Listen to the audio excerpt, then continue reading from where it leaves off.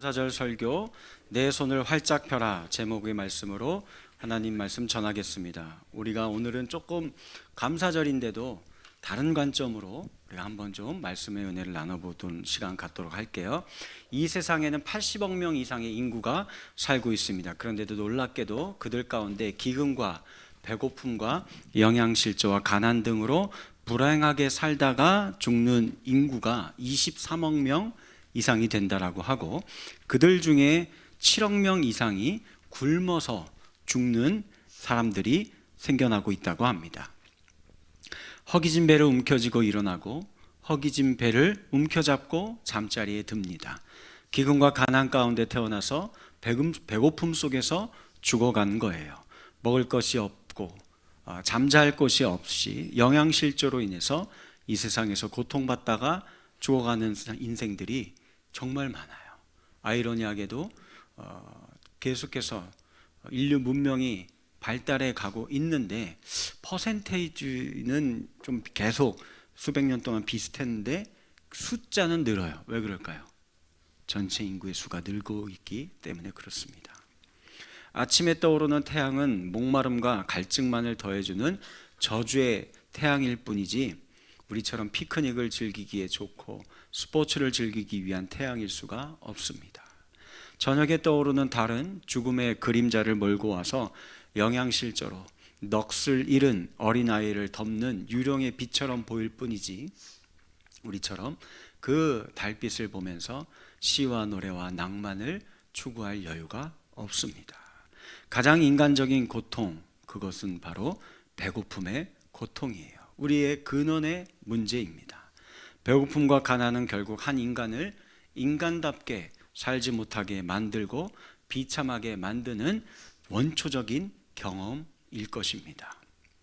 우리는 한 주에 한 번쯤은, 못해도 한 달에 한두 번쯤은 슈퍼마켓이나 마트를 들립니다. 그리고 그곳에서 큰 카트를 몰고 다니면서 마치 경쟁하듯이 그 카트에 누가 더 많이 수북히 쌓아놓는가, 넘치도록 넘치는 소비 습관이 우리에게 이미 몸에 배어있는 시대를 살고 있어요. 그래서 먹을 게 없어서 굶고 끼니를 걱정하는, 한밤에 잠자리를 또 어떻게 잠을 잘 수 있을까라는 것들을 생각하며 사는 그런 사람들에 대한 이야기는 이미 옛날 옛적 호랑이 담배 피던 시절에 까마득한 먼 이야기로 우리는 치부하며 살고 있습니다. 더 좋은 집, 더 좋은 차, 더 좋은 옷, 더 좋은 식당의 음식, 맛집 투어, 더 좋고 편리한 부엌 살림, 이런 것들에만 깊이 관심을 가지는 우리로서는 하루 한 끼의 음식마저 끼니를 마땅히 채우지 못하면서 살아가는 이 이야기가 마치 소설 속의 이야기처럼, 아니면 가끔 한 번씩 뉴스에서 접하는 먼 나라 이야기처럼 들릴지 모르겠습니다. 배고픔은요, 책상에서 학자들이 숫자 노름으로 통계로 집계하고 그것으로만 끝내는 수 있는 그런 단순한 문제가 아닙니다. 사람들이, 그 수억 명의 사람들이 매일같이 사느냐 죽느냐 직면하는 고통 그 자체입니다. 이 시간, 그래서 우리 스스로에게 한번 질문해 보셨으면 좋겠습니다. 기름기가 흐르는 음식을 먹는 동안 지구의 저 반대편 한쪽에서는, 아니 어쩌면 우리 가까이에 있는데 못 보았거나 봤는데 못 본 척 할 수도 있는 그 사람들이, 쓰레기통을 뒤지면서 목숨을 연명하고 있는 사람들이 있다라는 사실을 혹시 의식하며 살아보신 적이 있습니까?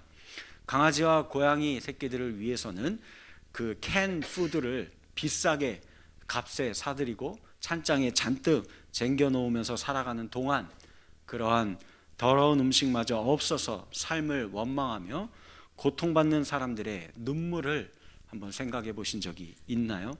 아들, 딸과 가족과 함께 즐겁게 TV 앞에서 희낙낙 하는 동안 보살펴줄 사람 한 명이 없어 거리를 방황하며 살고 있는 노인분들과 노숙자분들의 외로움과 고독을 한번 돌이켜 보신 적이 있으십니까? 사치와 욕정을 채우기 위해 우리가 날마다 과도한 돈을 지출하면서 사용하면서 살고 있는데, 사실은 그 돈의 출처가 어린아이들의 노동력을 착취해서 나온 돈이라는 사실을 여러분들은 알고 사용하고 계시냔 말입니다. 먹다 남은 음식물 잔뜩 매일같이 쓰레기통으로 흘려 들여보내고, 그리고 그 음식의 대부분은 다 배달 음식으로 시켜 먹어서 그 음식물 쓰레기만큼이나 아니 그 이상으로 시켜 먹고 남은 플라스틱 쓰레기가 바로 이 먹을 것 없어서 굶어 죽고 있는 이 가난한 아이들의 국가에 쌓여만 가고 있다는 사실을 여러분들은 알고 계시나요? 부대자루를 등에 걸치고 상자 조각을 자르거나 신문지 쪼가리 이거 들고서는 오늘 하루 무사히를 꿈꾸며 그 자신만의 집을 매일같이 만들면서 살아가고 있는 이 사람들이 그 이 추운 날씨에 계절에 그 찬바람 속에서 그 높이 올라 있는 이 세상 빌딩 숲을 보면서 바벨탑 속에 살아가고 있는 악마들로 가득한 이놈의 세상이구나 라고 그 사람들은 생각하지 않을까요? 저는 오늘 이 시간 우리의 바쁜 일상의 삶을 잠시만 멈춰 보시고 좀 생각해 보셨으면 좋겠습니다. 우리는 추수감사절을 맞이해서 하나님이 베푸신 은혜를 감사하고 기억하고 축하하고 기뻐하고 즐기는 오늘 주간이에요. 그런데 그것을 하기 전에 우리의 삶을 돌아보자라는 말입니다. 가난한 자들은 아마도 그들의 지리적 여건으로 인해서 홍수, 한파, 기근, 지진, 태풍과 같은 천재지변이나 아니면 실직을 당하거나 이혼을 당하거나 가정이 깨어지거나 혹은 역사적인 비극과 전쟁의 고통으로 인해서 어쩔 수 없이 그렇게 희생하며 살아가는 사람들 일일 것이다 라고 생각하기 쉽지만, 그러나 사실상 그들의 가난과 배고픔은 단순히 식량이 부족함의 문제가 아닙니다. 가진 자의 부의 배분과 그리고 그 가진 자들이 그 부를 어떻게 사용하느냐에 대한 문제입니다. 그들의 가난과 배고픔은 무관심과 무정한 마음의 희생물이며 불친절과 이기주의의 희생물이라고 생각해도 틀리지 않습니다. 우리가 잘 알고 있는 마더 테레사 수녀 있죠? 세계적 기근과 가난에 대하여서 그녀가 이렇게 말한 적이 있습니다. 오늘날 만연되고 있는 가장 큰 인류의 질병은 문둥병, 폐결핵이 아니라 소외감, 무정한 마음, 버림받았다는 느낌입니다. 가장 큰 죄악은 바로 사랑과 애정의 결핍입니다. 착취, 부패, 빈곤, 병으로 길거리에 나동그라져 쓰러져 있는 이웃들에 대한 무관심이 바로 큰 죄악입니다 라고 말한 적이 있어요. 하나님은 이스라엘 백성들에게 권고하고 계십니다. 가난한 형제가 너희 중에 있으면 지나치지 말고 반드시 그를 보살펴야 하리라. 여러분들, 우리는 흔히 말합니다. 세상에 생명보다, 사람의 목숨보다 더 귀한 것이 있겠느냐고요. 그렇다고 한다면 그 사람을 위해서, 그 사람의 생명에 관계된 일이라고 한다면 내 물질을 거기에 최우선순위를 두고 사용해야 하는 거 아니겠습니까? 하나님께서 이스라엘 백성들에게 자비를 베풀기를 요구하신 이면에는 항상 그들이 기억하기를 바라는 부분이 있었습니다. 자신들이 얼마나 과거에 비참한 인생이었는지, 불행한 자들이었는지를 기억하라는 것입니다. 이 이스라엘 백성들이 출애굽 사건을 기억하게 하세요. 압제와 착취의 노예 생활로 인하여 가난하고 빈곤했던 이집트의 시절을 너희가 망각하지 말아라. 기억해라. 너의 형편이 얼마나 비천하였었느냐 하면서 하나님 말씀하시기를, 출애굽기 22장 21절에서 이렇게 말합니다. 같이 읽습니다. 시작. 너는 이방 나그네를 압제하지 말며 학대하지 말라. 너희도 애굽 땅에서 나그네였음이나. 약한 자, 가난한 자를 위한 하나님의 특별하신 관심과 보호는 레위기서에 등장하는 하나님 나라 백성들의 규례, 그 율례에도 똑같이 등장합니다. 레위기 19장 5절에서 10절 시작. 너희는 너희 땅에서 농작물을 추수할 때 그 밥 모퉁이 구석까지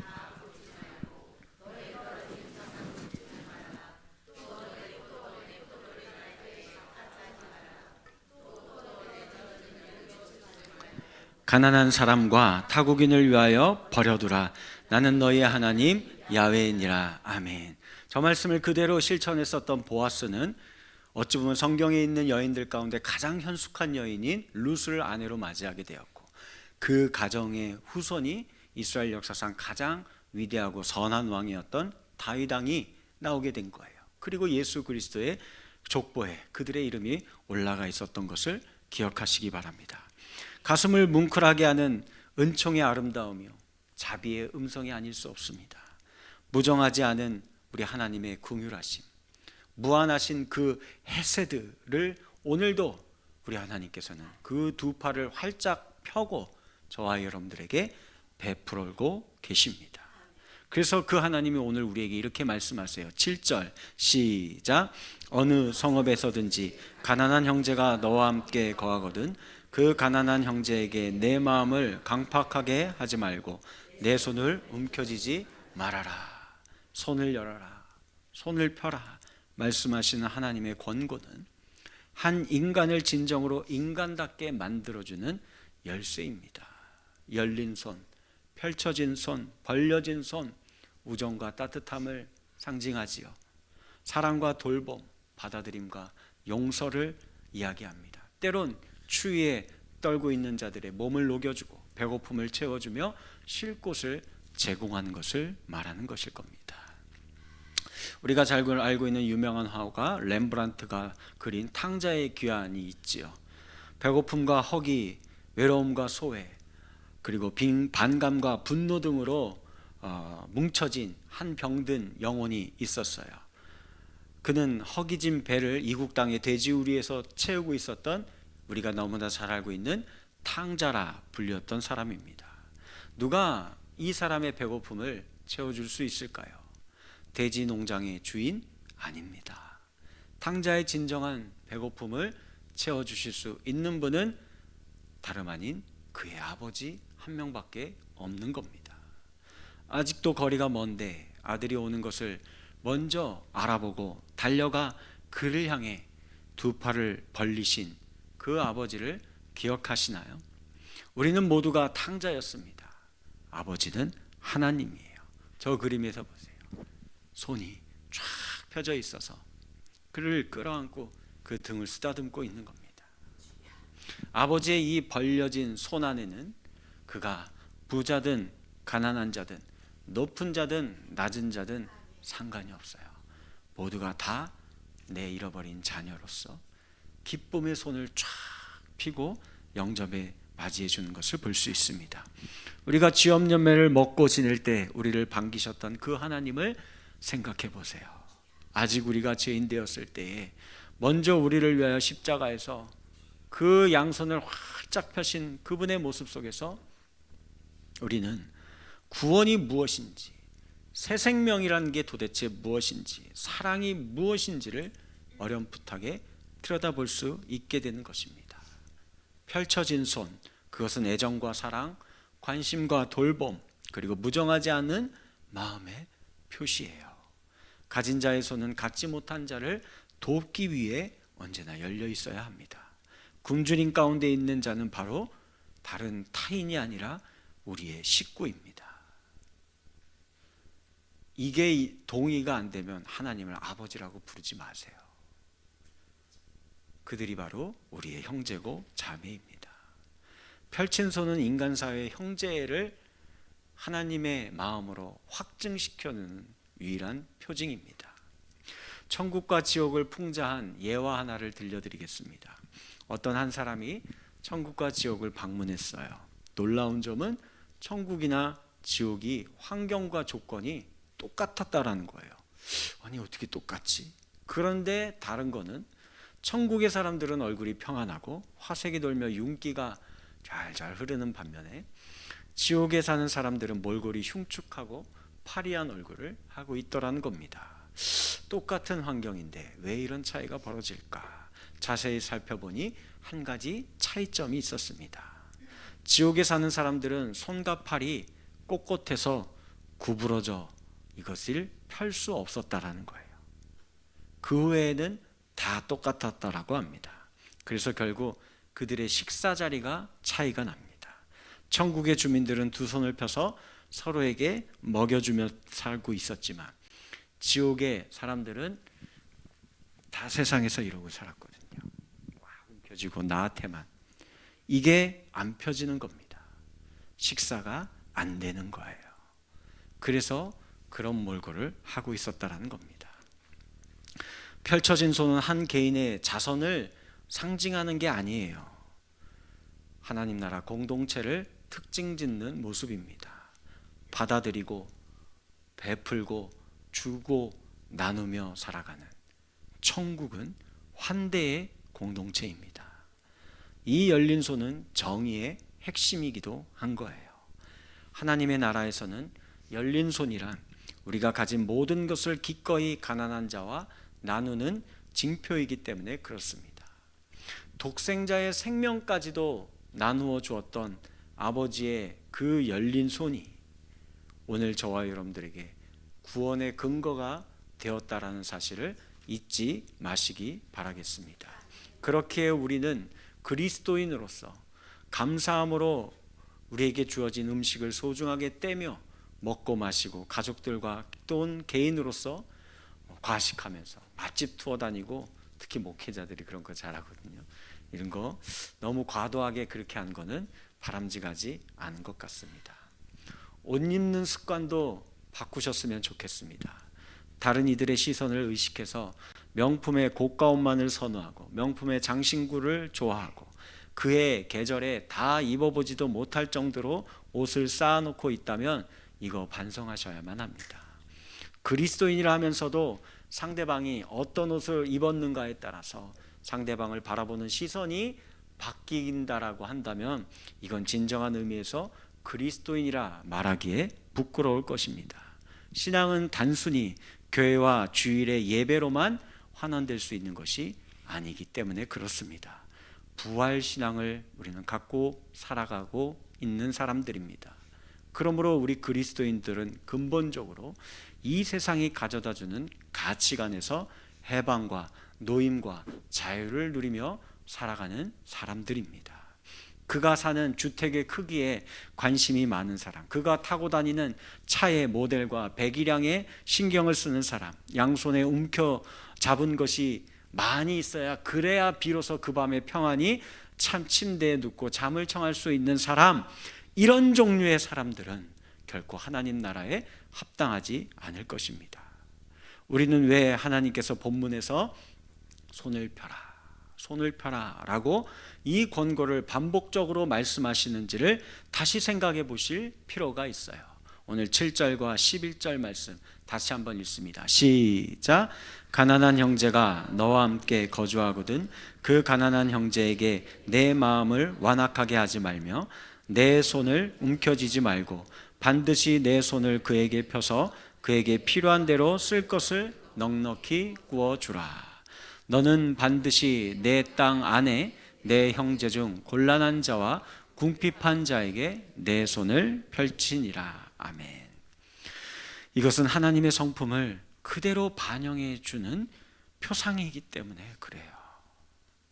예수님께서 이 세상에 계실 때 그의 손은 항상 연약한 자, 그늘진 곳에 있는 자, 소외된 자, 거리에 몸 파는 여인들, 사람들에게 천대 무시받는 세리들, 눈먼 자들, 주저앉아 있는 사람들, 청각장애인들, 맹인들, 눈먼 자들, 문둥병자들, 혈루증을 앓고 있는 사람들, 이 사람들에게 갔어요. 이 사람들을 향해 그 손을 펴셨고 그들의 영원한 친구가 되어주셨습니다. 그의 손은 단 한 번도 닫혀 있었던 적이 없습니다. 그리고 그는 그 마지막 최후의 십자가에서도 온 세상을 향해 그 두 손을 활짝 펴시고 그 손에 친히 못이 박힌 채로 숨을 거두셨습니다. 심지어 부활 후 승천하실 때에도 그의 양손을 활짝 펴서 자신을 버리고 도망했던 제자들에게 찾아가 그들을 축복해 주셨습니다. 말씀하세요. 하늘과 땅의 모든 권세를 이제 너희 손에 주었으니 이제 너희는 모든 민족에게 가서 너희 손을 활짝 펴고 복음과 세례를 베풀어라. 우리 주위에 도움이 필요한 사람 너무나 많이 있습니다. 갑작스럽게 몰아닥친 삶의 사고와 고통으로 인하여서 아직 그 뼈도 다 아물지 않은 어린 소년 소녀 가장들이 가게를 책임지면서 살아가야 하는 아이들이 있습니다. 양로원에서 사람을 그리워하면서 사람 냄새 그리워하면서 살고 있는 무위탁 노인분들이 있고요. 사람들의 차별하는 눈길과 알량한 동정심에 그 속 영혼이 날마다 울며 살아가고 있는 지적 장애인 분들이 계십니다. 실직하여 두려움과 혼란 속에서 삶의 무게를 그래도 내 자녀와 아이들을 건사해야 되기 때문에 그 무거운 짐을 버텨나가는 중년의 쓸쓸한 아버지들이 있습니다. 이미 병들고 다 망가지고 고장난 몸이지만 치료할 돈이 없어 오늘도 노동의 현장에 그 몸 갈아 넣으면서 하루하루 근근히 살아가시는 노동자분들이 계십니다. 이들 모두는 잃어버린 우리의 형제이고 자매입니다. 우리의 이웃입니다. 우리는 이 시대의 선한 사마리아인이 되셨으면 정말로 좋겠습니다. 강도 만나 신음하며 도움의 손길을 요청하는 사람들에게 그놈의 종교적 이유로, 경제적 이유로, 사회 신분적인 이유로, 내 명예와 내 자존심을 이유로 하여서 무관심하고 그냥 스쳐 지나갔던 그 한 사람이 혹시 저는 아니었는지, 여러분들은 아니었는지 오늘 마지막으로 예수님이 우리에게 들려주는 말씀을 읽고 생각해보고 말씀을 마치도록 하겠습니다. 시작. 또 누구든지 제자의 이름으로 이 작은 자 중 하나에게 냉수 한 그릇이라도 그 사람이 결탄코 상을 잃지 아니하리라 하시니라. 아멘. 우리 함께 찬양하고 기도하겠습니다.